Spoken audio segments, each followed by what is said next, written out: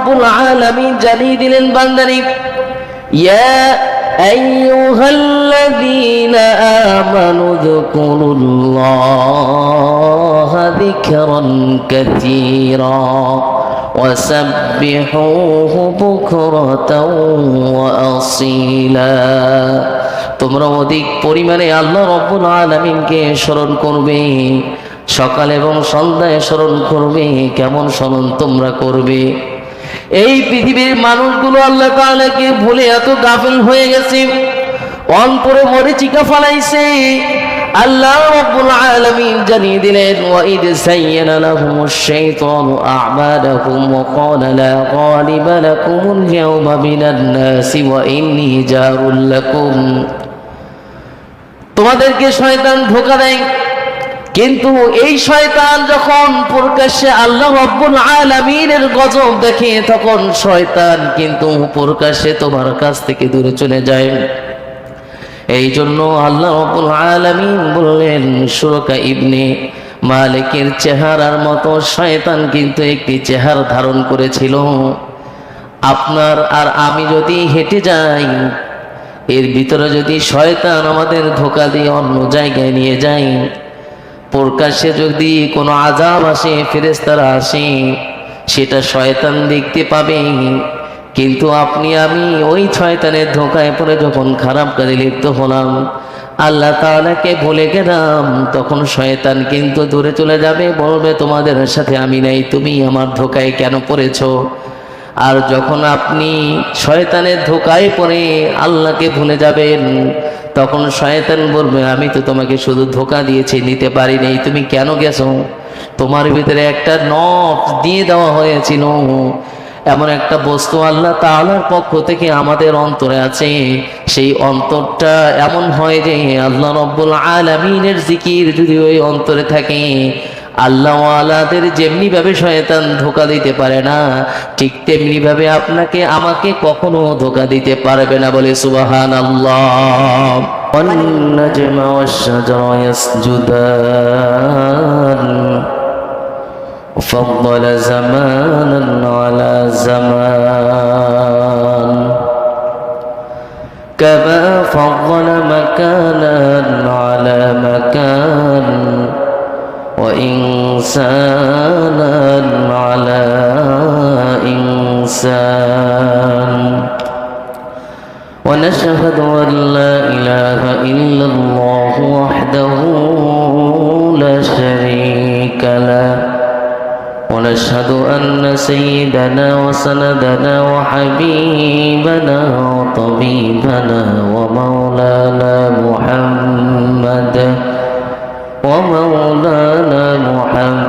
محمدا عبد الله ورسوله أرسله بالحق بشيرا ونذيرا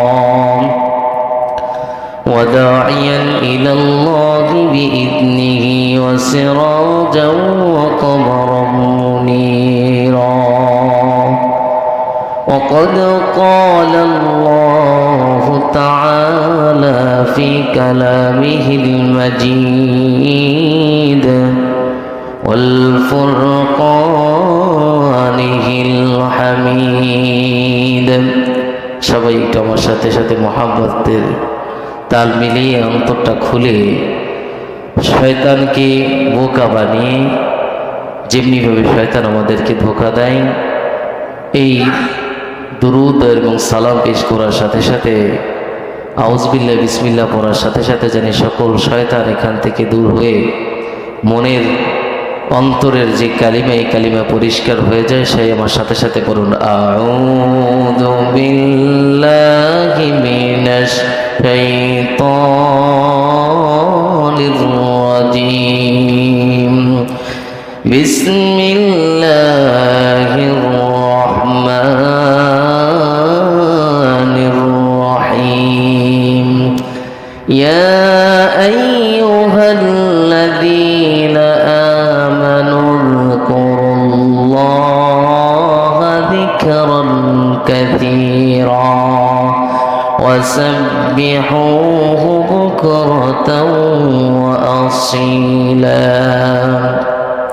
صدق الله العظيم وقال رسول الله صلى الله عليه وسلم مثل الذي يذكر ربه والذي لا يذكر ربه مثل الحي والميت أو كما قال عليه الصلاة والسلام وقال تعالى في شان حبيبه ومحبوبه مخبرا وآمرا إن الله وملائكته يصلون على النبي يا أيها الذين آمنوا صلوا عليه وسلموا تسليما اللهم صل على مولانا محمد وعلى آله سيدنا مولانا محمد তাহাজ্জুদের যাই নামাজে মরণ দিও প্রভু আমার ইকামাতে দিনের কাজে কবুল করে নিও আমায় আল্লাহুম্মা সাল্লি আলা مولانا محمد وعلى مولانا محمد कर लगी তুমি মরছো খেটে কি হবে তোমার সাথী বেনামাজি রাধার কবরে কে জ্বালাবে বাতি আল্লাহুম্মা সাল্লি আলা মাওলানা মুহাম্মাদ ওয়া আলা আলি সাইয়্যিদিনা মাওলানা মুহাম্মাদ লা ইলাহা ইল্লাল্লাহ লা ইলাহা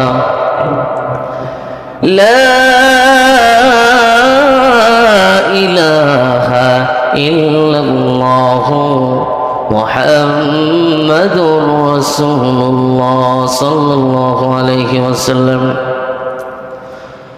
মহান আল্লাহ রাব্বুল আলামিনের অগণিত শুকরিয়া আদায় করি যে মহান মনিব সপ্তাহের শ্রেষ্ঠ একটি দিন একটি সময় যে সময়কে আল্লাহ রাব্বুল আলামিনের প্রিয় বান্দাদেরকে একত্রিত করে তাদের সাথে আমাদেরকেও শামিল করেছেন।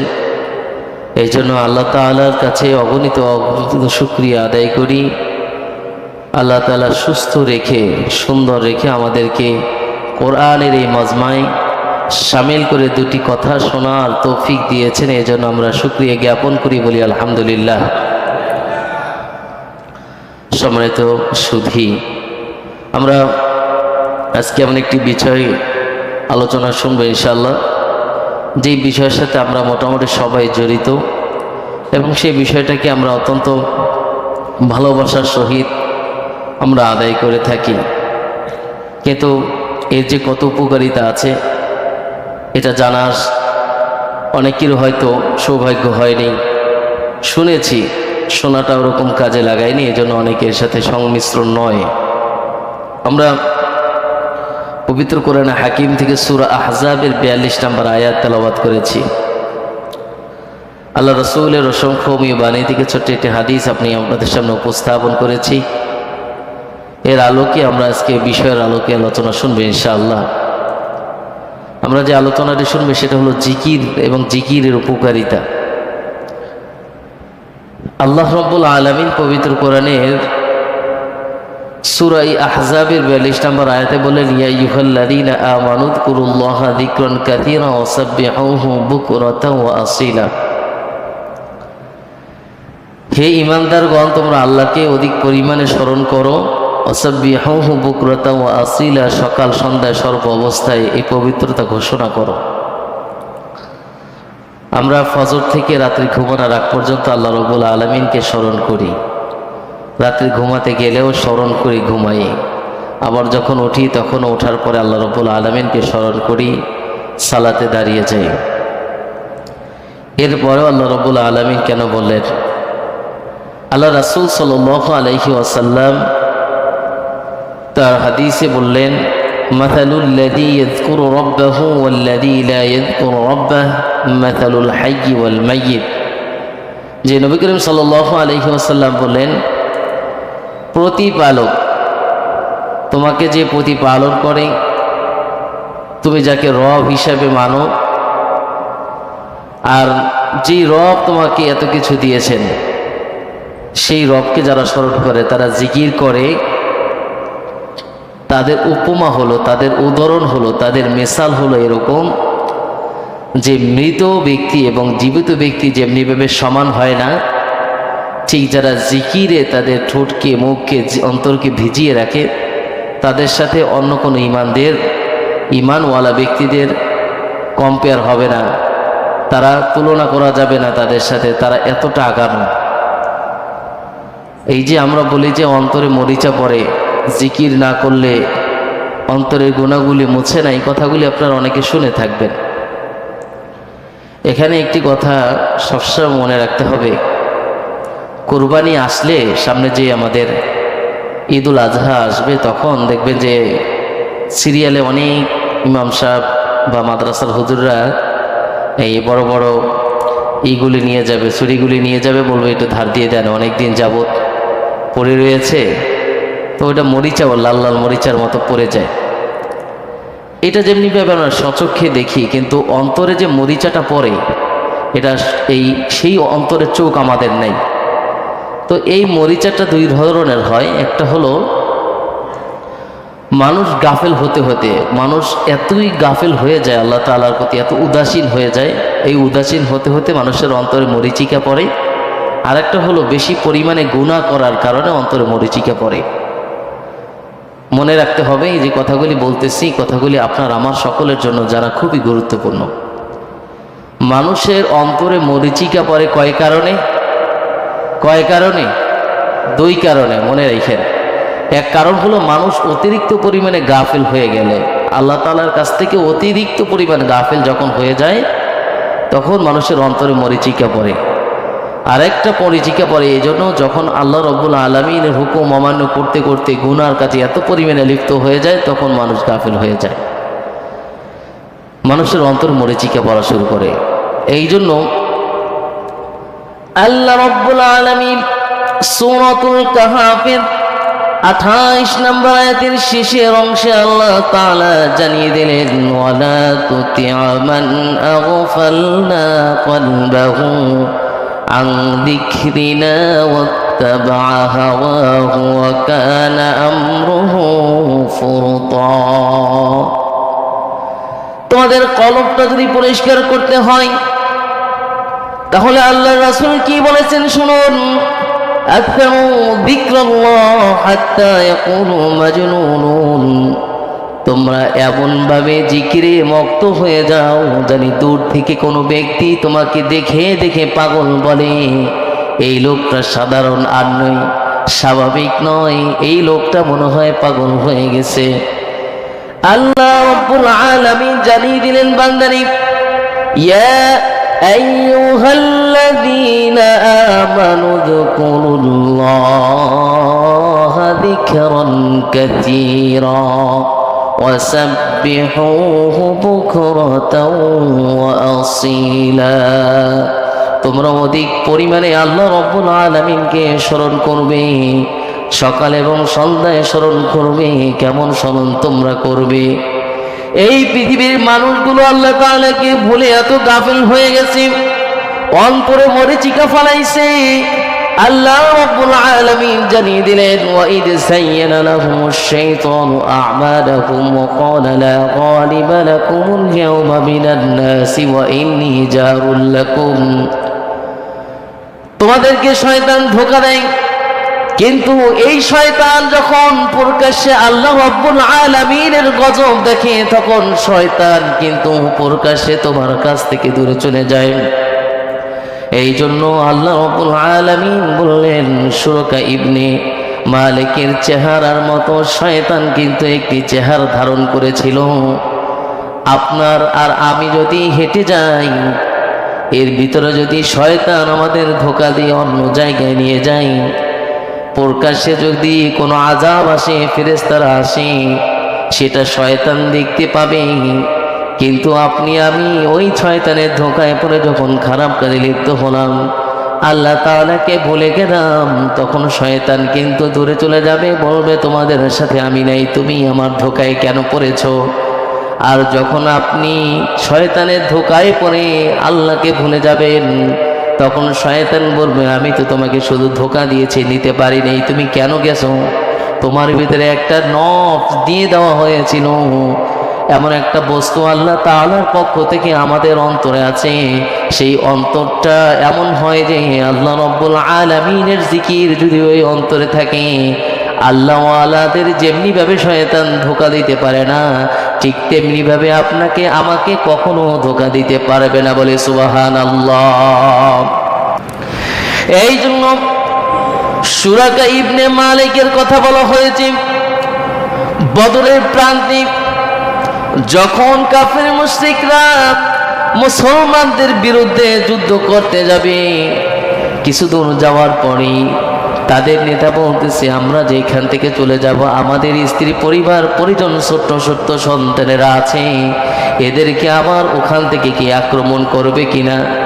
কিন্তু শয়তান শুরাকা ইবনে মালিকের চেহারা ধারণ করে তাদেরকে এমন একটা সান্ত্বনা দিল, কতিপয় যুদ্ধে যারা প্রস্তুতি গ্রহণ করেছিল তাদেরকে বলেছিল, এই শোনো শোনো, আমি শুরাকা ইবনে মালিক, আমি তোমাদেরকে বলতেছি যে তোমাদের কোনো ক্ষতি হবে না। তোমরা সেই মুসলমানদের বিরুদ্ধে যদি যুদ্ধ করতে যাও, তাহলে আমি এই দায়ভার নিলাম, তোমরা যুদ্ধ করতে যাও। এই কথা শুরাকা ইবনে মালিক যখন বললেন, শয়তান তার আকৃতি ধারণ করলেন। সেও বড় একজন নেতা ছিলেন। শুরাকা ইবনে মালিকের কথা যখন এই কথাগুলি শুনলেন, সবাই আশ্বস্ত হলেন যে আমাদের নেতা এমন যদি হয়, বানুরিপাড়ার বড় একজন নেতা আপনাকে বলতেছে যাও তুমি এখান থেকে হেঁটে যাও, এমন কোনো বাবার ছেলে নেই তোমাকে কিছু করবে, আপনি অবশ্যই তাকে চেনেন, সে বড় একজন নেতা। এই শুরাকা ইবনে মালিক কেমন বড় নেতা ছিলেন, যখন তার কথা শুনলেন বলতেছে আমাদের কোনো ক্ষতি হবে না, যাও তোমরা মুসলমানদের বিপক্ষে যাও। এই কথা শোনা মাত্রই যখন সবাই মুসলমানদের বিপক্ষে যুদ্ধে রওনা হয়ে গেল, আল্লাহ রাব্বুল আলামিন যখন জিবরাইল এবং মিকাইলকে ফেরেশতাদেরকে নিয়ে পাঠালেন মুসলমানদের পক্ষে যুদ্ধ করার জন্য, দূর থেকে যখন জিবরাইল এবং মিকাইল এবং ফেরেশতাদের বিশাল একটি দল দেখলেন, শুরাকা ইবনে মালিক অন্য মক্কাবাসীদের হাত ধরা ছিল, এই হাতটা এমনভাবে ছুটে দৌড় দেয়। এই ছুটে দৌড় দেওয়ার পরে সবাই তাকে বলে করলেন, এই শুরাকা তুমি কেন দৌড় দিলে। বলতেছে, রে আমি শুরাকা না, আমি শুরাকা না। এই শুরাকা যদি আমি হতাম, আমি তোমাদেরকে এই কথা বলতাম না। আমি যা দেখতেছি তোমরা তা দেখতেছো না, আমি তো জিবরাইল এবং মিকাইলকে দেখতেছি, যারা মুসলমানদের পক্ষে তোমাদের বিপক্ষে যুদ্ধ করার জন্য এসেছে, কিন্তু তোমরা এখানে জয় লাভ করতে পারবে না, তোমরা এখান থেকে চলে যাও। সবাই বলল, তুমি আমাদেরকে কি ভাষণ দিয়েছিলে মক্কায় বসে, আর এখন যুদ্ধের ময়দান পর্যন্ত এনে তুমি আমাদের সাথে কেমন বেঈমানি করলে। বলতেছে, না না না, আমি তোমাদেরকে নামাই নেই, তোমরাই এসেছো। এই জন্য আমি আপনাদেরকে বলবো, আল্লাহ রাব্বুল আলামিনকে ভুলে গিয়ে যদি ঈমান হারা হয়ে যায়, যদি জিকির হারা হয়ে যায়, স্মরণ না করি আল্লাহকে, এমন একটা সময় আসবে শয়তান আপনাকে বলবে, না না না, আমি তোমাকে ধোঁকা দিয়েছি, কিন্তু তুমি তোমার ইচ্ছায় মসজিদে আসো নাই, নামাজ পড়ো নাই, হজ করো নাই, যাকাত দাও নাই। এই জন্য ভাইরা আমার, জিকিরের অনেক ফায়দা আছে। আমরা সেই ফায়দাগুলি না জেনে আল্লাহকে স্মরণ থেকে বলে যাই। কিছু গুরুত্বপূর্ণ ফায়দা আজকে আলোচনা করব, একটু মনে রাখার চেষ্টা করবেন। এক নাম্বার, আল্লাহ রাব্বুল আলামিন বললেন, তুমি যদি কাউকে ভালোবাসো আর এই ভালোবাসতে গিয়ে তুমি কোনো উপায় গ্রহণ করবে, কিন্তু আল্লাহ রাব্বুল আলামিনকে যদি তুমি অনেক ভালোবাসো আর ভালোবাসা পেতে চাও, তাহলে একমাত্র উপায়টা গ্রহণ করবে জিকির। আমাদের প্রতি সোমবারে যে জিকির হয়, আমরা অনেকেই বলি যে ভাই আপনার জিকিরে বসবেন, অত গুরুত্ব দেয় না। আমরা আধা ঘন্টার ভিতরেই জিকির, মজলিস, দোয়া এগুলো শেষ করে দিই। কিন্তু জিকির যে কত দামি, এটা জিকির না করলে বোঝা যায় না। এক নম্বর ফায়দা, যে আমরা ভালোবাসার পন্থা বের করতে চাই, যে কোন উপায় গ্রহণ করলে, এই যে ব্যবসায়ী ভাইয়েরা যারা আছেন, আপনার দোকানটাকে একটু মডারেট করলে, দোকানটাকে একটু সুন্দর করলে কাস্টমার এসে বলবে এই দোকানটা অনেক কিছু পাওয়া যায়। আপনার কাপড়টা যদি এতে স্মার্ট হয়, ভালো হয়, দামি হয়, তাহলে ওই দোকানে মানুষ ঢুকবে। কেন? পাশে আরও 2-4টা দোকান আছে, আপনার দোকান থেকেই কেন কিনবে? আপনার কথা, চাল বাল সমস্ত কিছু সুন্দর থাকতে হবে। এই জন্য আপনি যেই উপায়গুলি গ্রহণ করেন, এই জন্য আমরা ভালোবাসার ক্ষেত্রে রব্বে কারিমের ভালোবাসা জানি আমি পাই, এটা কে চায় না? হ্যাঁ, দুনিয়ার ভালোবাসা পেতে চাইলে এত কষ্ট করেন। হ্যাঁ, রব্বে কারিমকে ভালোবাসতে হলে, ভালোবাসা পেতে চাইলে কিছু উপায় গ্রহণ করতে হয়। তার এক নাম্বার উপায়টাই হলো জিকির। মনে থাকবে তো ইনশাআল্লাহ? 2 নাম্বার, আল্লাহ রাব্বুল আলামিন বললেন, বান্দারে নামাজ পড়ো, রোজা রাখো, কিছুতে মজা পাও না, 4 রাকাত নামাজের জায়গায় 3 রাকাত পরে সালাম ফিরাও, 2 রাকাত নামাজের জায়গায় তুমি 4 রাকাত নামাজ পড়ে ফেলো, আত্তাহিয়াতুর জায়গায় আত্তাহিয়াতু বসে না বসে তুমি দাঁড়িয়ে যাও। এরকম অসংখ্য অগণিত ভুলগুলি তুমি নামাজের ভিতরে করো। এমনও হতে পারে উজু নাই, এসে যখন নামাজে দাঁড়ালে তখন মনে হয় তুমি তো উজু করো নাই, উজু আগেই ছুটে গিয়েছে। এই যে নামাজের প্রতি অবহেলা, আল্লাহ রাব্বুল আলামিন জানিয়ে দিলেন, বান্দারে মানুষ জিকির করতে করতে ইহসানের এমন একটা পর্যায়ে চলে যাবে, তার ভিতরে এমন একটা ইহসান তৈরি হবে। আল্লাহ রাব্বুল আলামিন জানিয়ে দিলেন, মাত্রা বাড়তে বাড়তে এমন হবে, সেই ব্যক্তি যখন নামাজে দাঁড়াবে, যখন ইবাদত করবে, তার কাছে এমন মনে হবে আমার মাওলা কারীম সরাসরি আমাকে দেখতে পাচ্ছেন। বলে সুবহানাল্লাহ। জিকির করতে করতে তার এমন একটা পর্যায়ে চলে আসবে যে সে বলবে আমার মাওলা কারীম আমাকে দেখতেছে, না জানি কয়দিন পর আমার মাওলা কারীমকে আমি দেখবো। বলে সুবহানাল্লাহ। আপনার অন্তরটা এমন হবে যে পৃথিবীতে কেউ আপনাকে দেখুক আর না দেখুক, অন্ধকারে যদি হাঁটেন তখন মনে করবেন মাওলা কারীম আমার সাথে আছে, আমাকে দেখতেছে। জিকিরের মাত্রাটা যদি এরকম হয়, ওই সবক দেয় না যে আপনি এই জিকির করার পরে এই জিকির করবেন, এই জিকিরের পরে এই জিকির করবেন, এরকম আল্লাহ তাআলাকে স্মরণ করতে করতে তার ভিতরে এমন একটা উচ্চ মাকাম তৈরি হয়, তার ইবাদতগুলি এত বেশি মজা লাগে, তখন অনায়াসে নামাজে দাঁড়াইলেই চোখে পানি চলে আসে। আল্লাহ, কয়দিন পরে এমনও তো হতে পারে এই পা দিয়ে আর তোমার সামনে দাঁড়াতে পারবো না, এই হাত দিয়ে সেজদা করি আর সেজদায় যেতে পারবো না, যেই নাকটা লাগাই সেই নাকটা আর কোনোদিন লাগাতে পারবো না, যেই কপাল দিয়ে সেজদা করি সেই কপাল দিয়ে আর সেজদা করতে পারবো না। এরকম যদি আপনার কাছে মনে হয়, তাহলে ইহসানের মাত্রাটা অনেক দূরে চলে গিয়েছে, ইবাদতের মাত্রাটা অনেক দূরে চলে গিয়েছে। 2 নাম্বার। 3 নাম্বার, আল্লাহ রাব্বুল আলামিন জানিয়ে দিলেন, ফাযকুরুনি আযকুরুকুম ওয়াশকুরুলি ওয়ালা তাকফুরুন। বান্দা, যখন তুমি আমাকে স্মরণ করো আমি তোমাকে স্মরণ করি, তুমি অকৃতজ্ঞ হইও না, তোমাকে কত কিছু আমি দিয়ে দিলাম। এই জন্য ভাইরা আমার, এতটুকু মনে রাখেন, ফাযকুরুনি আযকুরুকুম, যখন তুমি স্মরণ করো তোমাকেও আল্লাহ তাআলা স্মরণ করে। হাইয়া আলাস সালাহ বলে যখন ডাকে, হাইয়া আলাল ফালাহ যখন বলে ডাকে, যখন তুমি সমস্ত কাজ পা ঠেলে দিয়ে চলে আসো আল্লাহকে স্মরণ করার জন্য, আল্লাহ তাআলা অবশ্যই তোমাকে স্মরণ করে। এই জন্য ইমাম ইবনে তাইমিয়া বলেছিলেন, মানুষ তুমি চিন্তা করে দেখো, মাছ পানি ছাড়া বেঁচে থাকতে পারে না, মাছ যেমনি ভাবে পানি ছাড়া থাকতে পারে না, ঠিক তেমনি ভাবে মানুষ যদি জিকির ছাড়া থাকে তাহলে অন্তরটা মরে যায়, সেই অন্তরটা দিয়ে আর কখনো প্রশান্তি লাভ করতে পারে না। অন্তর যদি সচল হও, মাছের মতো যদি তুমি চলতে ফিরতে চাও, তাহলে অবশ্যই তোমাকে জিকির দ্বারা অন্তরটাকে পরিপূর্ণ ভরা রাখতে হবে।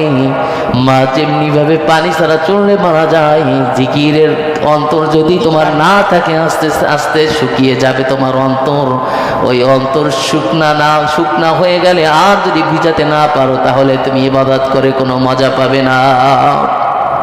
এই জন্য ইবনে মাজাহ একটি হাদিস বর্ণিত আছে, যেখানে বলা হয়েছে আমরা যে সুবহানাল্লাহ আলহামদুলিল্লাহ এবং আল্লাহু আকবার যে বলি, সুবহানাল্লাহ লা ইলাহা ইল্লাল্লাহ আল্লাহু আকবার ওয়ালিল্লাহিল হামদ, এরকম যে ছোট্ট ছোট্ট জিকিরগুলি করি, তাসবিহ তাহলিল তাহমিদ, এই জন্য বলা হয় যে তুমি যদি এই তাসবিহ তাহলিলগুলি তাহমিদগুলি বলো, একটা ছোট ছোট সুবহানাল্লাহ আলহামদুলিল্লাহ আল্লাহু আকবার এগুলো যে পড়ি, যে ওই যে মৌমাছি যারা এই মধু কাটে, দেখবেন যারা কাটার অভ্যাস আছে কিংবা কাছে গিয়ে যখন কাটে তখন দেখছেন যে গুনগুন গুনগুন শব্দ হয়, যখন যেমনিভাবে এই গুনগুন গুনগুন শব্দগুলি আপনি আওয়াজ শুনতে পান, আরশে আজিমে ওই ব্যক্তির আওয়াজগুলি এরকম ফেরেশতারা করতে থাকেন বলে সুবহানাল্লাহ।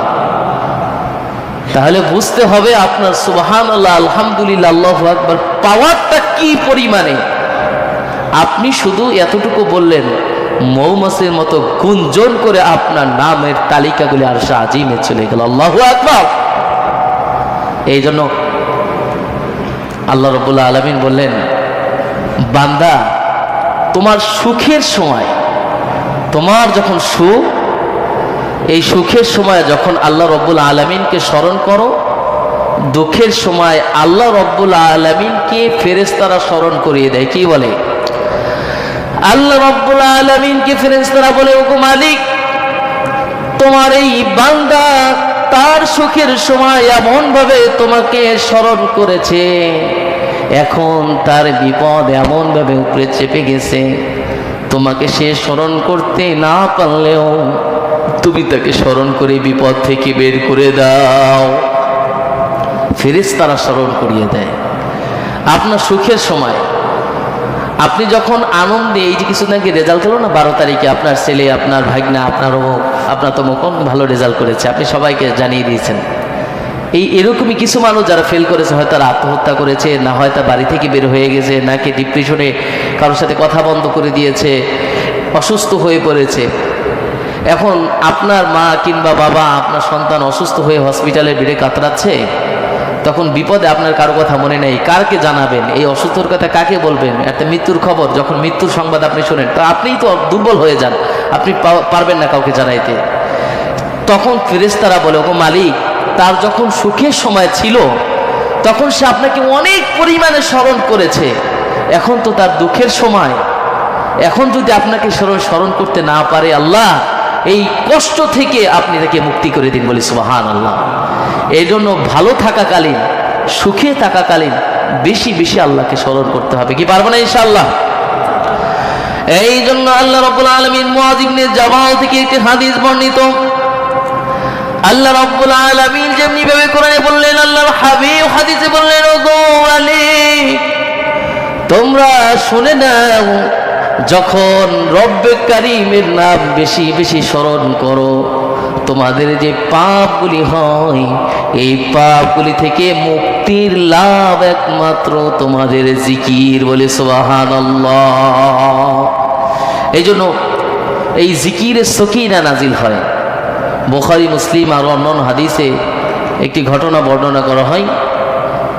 জিকিরের সকিনা কি?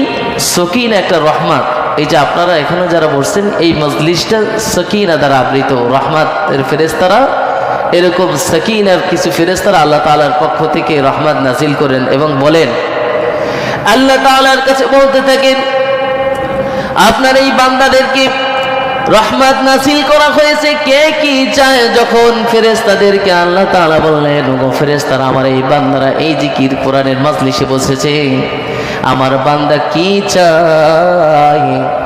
তখন বলতেছে, আমার এই বান্দারা জাহান্নাম থেকে মুক্তি চায়। আল্লাহ তাআলা আবার জিজ্ঞাসা করলেন, আমার এই বান্দারা কি জাহান্নাম দেখেছে কিনা? ফেরেশতারা বলে, আপনার এই বান্দারা কখনো জাহান্নাম দেখে নাই, আপনার বান্দারা জান্নাত চায়।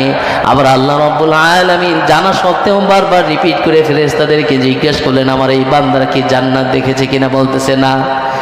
এরকম দেখে বান্দারা যখন একের পর এক জিনিস চায়, আল্লাহ রাব্বুল আলামিনের কাছে যখন ফেরেশতারা বলে, আপনার বান্দারা শেষ পর্যন্ত আপনাকে দেখতে চায়, আর যখন বলে আমাকে না দেখা সত্ত্বেও জাহান্নামের ভয়ে চোখ থেকে যখন পানি ঝরায় আর জান্নাত লাভ করতে চাই, এই ফেরেশতারা জানিয়ে দাও, এই রহমতের সকিনা সকলের রূপে নাজিল করে সকলের দোয়াগুলি কবুল করে নাও। এর সকিনা রহমত এরকম নাজিল হয় জিকিরের মাজলিসগুলোতে। তাহলে জিকির অন্তরটাকে কি পরিমাণে লাভবান করে। এই জন্য যাদের মুখ থেকে গিবাতটা অটোমেটিক চলে আসে, চায়ের দোকানে বসছেন, বাসায় গেছেন, হাঁটতেছেন, না চাইতে গিবাত করতেছেন, না চাইতে মিথ্যা বলতেছেন, এদের জন্য উত্তম একটি আমল সুবহানাল্লাহ, আলহামদুলিল্লাহ, আল্লাহু আকবার।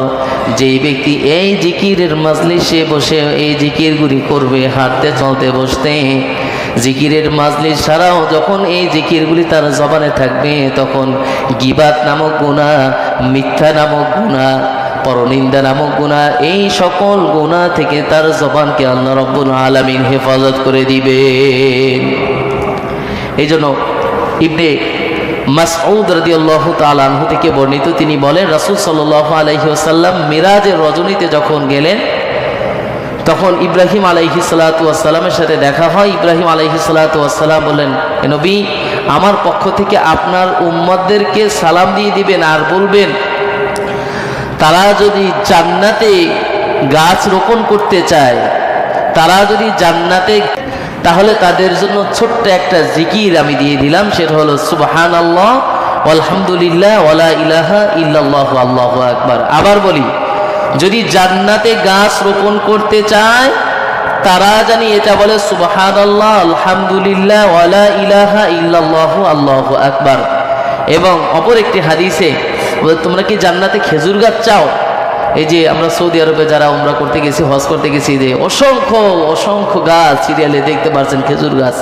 এরকম যদি আপনি আমি জান্নাতে খেজুর গাছ চাই, তাহলে ছোট্ট একটা আমল সুবহানাল্লাহি ওয়া বিহামদিহি সুবহানাল্লাহিল আযীম, যেই ব্যক্তি একবার বলবে তাকে জান্নাতে একটি খেজুর গাছ রোপণ করে দেওয়া বলে সুবহানাল্লাহ। তাহলে বুঝতে হবে, আমার যদি জান্নাতে গাছ থাকে তাহলে আমি জাহান্নামী না, কারণ আমার গাছ তো রয়েছে জান্নাতে, এই গাছের ফল তো আমরা খেতে যেতে হবে। এই জন্য আমাদেরকে মনে রাখতে হবে আমরা এতটুকু চাই।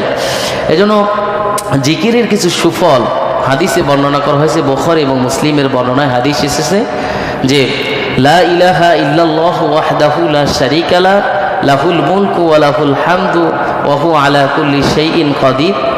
এই জিকিরটা যদি সবাই মুখস্থ করে হাঁটতে চলতে বসতে বলে, তাহলে 100 নেকি তার আমল নামায় লিখে দেওয়া হবে, 100 গুনাহ তার আমল নামা থেকে দূরে মুক্তি করে দেওয়া হবে বলে সুবহানাল্লাহ। এবং ওই দিনে সারাদিন সকাল থেকে সন্ধ্যা পর্যন্ত শয়তান তাকে ধোঁকা দিতে পারবে না। তাহলে আমরা যদি লা ইলাহা ইল্লাল্লাহু ওয়াহদাহু লা শারীকা লাহু, লাহুল মুলকু ওয়া লাহুল হামদ ওয়া হুয়া আলা কুল্লি শাইইন কাদির, এই জিকিরটা পড়তে থাকি দৈনিক সকাল থেকে সন্ধ্যা পর্যন্ত, তাহলে দেখা যাবে 100 গুনাহ মাফ করা হবে, 100 নেকি আমল নামায় লিখে দেওয়া হবে। এবং ওই দিন সকাল থেকে সন্ধ্যা পর্যন্ত আল্লাহ রাব্বুল আলামিনের শয়তানের ধোঁকা থেকে আমাকে আপনাকে হেফাজত করবে। এই জন্য সাওবান রাদিয়াল্লাহু তাআলা আনহু থেকে একটি হাদিস বর্ণিত, তিনি বলেন, রাদিতু বিল্লাহি রাব্বা ওয়া বি ইসলামি দীনা ওয়া বি মুহাম্মাদিন সাল্লাল্লাহু আলাইহি ওয়াসাল্লাম।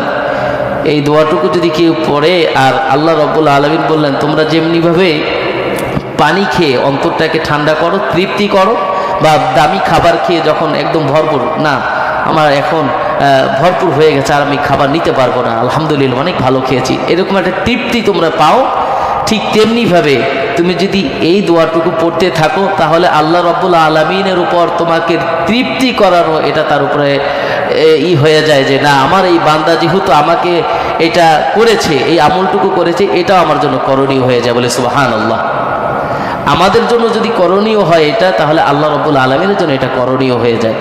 এজন্য আমরা এটা চেষ্টা করব যে আল্লাহ রাব্বুল আলামিনের এই ছোট্ট ছোট্ট আমলগুলো দ্বারা আমরা জীবনকে পরিবর্তন করি। কিন্তু আমরা আমাদেরকে সব থেকে বেশি ধোঁকা দেয় আমরা দুইটা জিনিস, একটা হলো ফাহুম লা ইয়ারজিউন, একটা ফাহুম লা ইয়াকিলুন। আমরা কখনো ফিরে আসবো না এইটা আমরা আশা করি না, আর আমরা কখনো বুঝবো না এটাও আমরা আশা করি না। কিন্তু আল্লাহ রাব্বুল আলামিন দুইটা জায়গায় বেশি বেশি বান্দাদেরকে ধোঁকার কথা বলেছেন, ফাহুম লা ইয়ারজিউন আহুম ফাহুম লা ইয়াকিলুন। কেন তোমরা বোঝো না আর কেন তোমরা আসো না? তোমরা এত কিছু জানার পরেও কেন তোমরা এগুলো বোঝার চেষ্টা করো না? হ্যাঁ, শুনতেছো, এগুলো সবাই শুনতেছে, এখানে তো কেউই কথা বলতেছে না, কিন্তু এগুলো শোনার পরেও কেন তোমার বুঝে আসে না? ফাহুম লা ইয়াকিলুন, তোমাকে তো অনেক জ্ঞান দেওয়া হয়েছে, কেন তুমি এগুলো কখনো শোনো না? এই দুইটা জিনিস আপনাকে বুঝতে হবে। আমরা যেটা বুঝবো ওইটা মানার চেষ্টা করব, আর যেটা জানি এটার উপর আমল করার চেষ্টা করব। আল্লাহ রাব্বুল আলামিন আমাদেরকে এই সকল বিষয়ের উপর আমল করা তৌফিক দান করুন।